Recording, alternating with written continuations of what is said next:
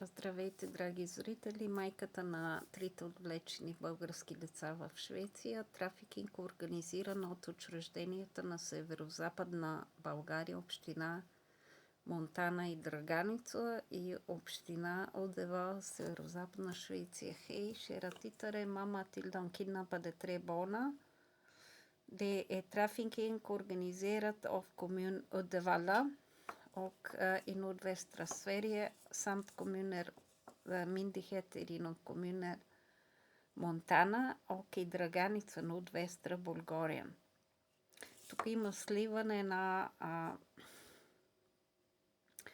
общински учреждения, държавни учреждения с организираната престъпност. Här finns det sammanslutning av kommunal och statliga myndigheter, kommunala och statliga myndigheter och den organiserade brottsligheten на трафикинг. Така, искам да коментирам нещо, което чух по телефона от полицията. Много любезна полицайка, която ми свърши работа последен път. Jag skulle gärna vilja kommentera en information som jag tog reda på från polisen i Sverige. Det var en väldigt trevlig poliskvinna som hjälpte mig faktiskt sista gången. И тя казва, че всичката поща, която моя отвлечен и ЛСС изолиран от мен 16 в едно син Румен, получава, отива в неговата Гудеман Мари Линдквист. Hon sa det att all post som min kidnappade ifrån mig och 16 i ett från mig isolerade son Rumen Kalmir erhåller, den går till hans gode man Marie Lindqvist. Och jag fick något av en liten chock. Jag получих един малък шок. Защото не стига, че той е отвлечен от мен с фалшиви бумаги и 16 в едно изолиран с заплахи за живота към мене и трите ми деца. Så om det inte skulle räcka till att han är kidnappad på falska papper och 16 är isolerat från mig via mordhotelse mot mig och honom och hans syskon. Не стига това, че неговата сексуално тракасирала го, сексуално тероризирала го мащеха är назначена вътре с връзки. Det räcker inte det att han sexuellt trakasserade honom som minderårig styvmor har fått jobb inne på LSS-boendet via kontakter, det vill säga IF mot tystnadskultur redan där. С други думи, шурбаджанащина против обратно на техната култура на мълчанието, още там проявена. Не стига, че тя фотографира как краде картичките ми до него от пощенската кутия на ЛСС дома Нортул в Централна Одевала и ми ги изпрати на меседжа на Фейсбук. Det räcker inte det att hon fotograferade hur hon stal min postvykort sen till honom från hans postlåda direkt och skröt om det sedan på Messenger på Facebook.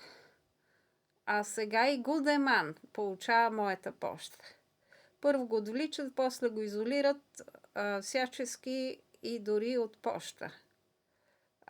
Той е изолиран и от telefon. Först kidnappar de han, sedan 16 är isolerad de på alla sätt och vis infrastrukturellt, men de isolerar honom även av post. De har redan tagit hans telefon. Е изолиран от интернет още 2019 от самите Петър и Томас Калмир, които и ме излъгаха, че Румен ще живее тогава в собствен апартамент с бавен интерnet.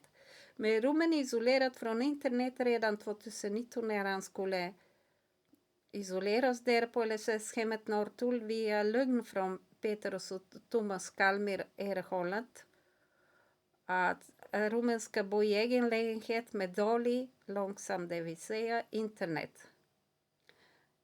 Не стига това, че тая изолация без телефон не осигурява неговата сигурност, според полицейския следовател шведски, с който разговарях на 23 ноември 2023 година. Никой от нас не бива да напуска дома с добре работещ телефон, зареден, а телефона на Румен са го взели още при влизането в дома. А според полицейския следовател, той не бива да излиза без телефon. Det räcker inte det om att den 23 november 2023 har jag pratat med svensk polis. Utredare han sa att jag och barnen, inklusive Rumen, bör inte lämna hemmet och vara på gatan, vistas ute utan väl fungerande, välladdad telefon. Men han har inte fått telefon på det här hemmet. Tvärtom har de tagit bort hans telefon i och med att han hamnar på det här LSS-hemmet. Så nu är han isolerad även från post. Och detta strider mot den konsultation som jag fick från IVO om att LSS-boende ska vara som vilket hotell som helst. Det är konstlägers regler och inte hotellregler här.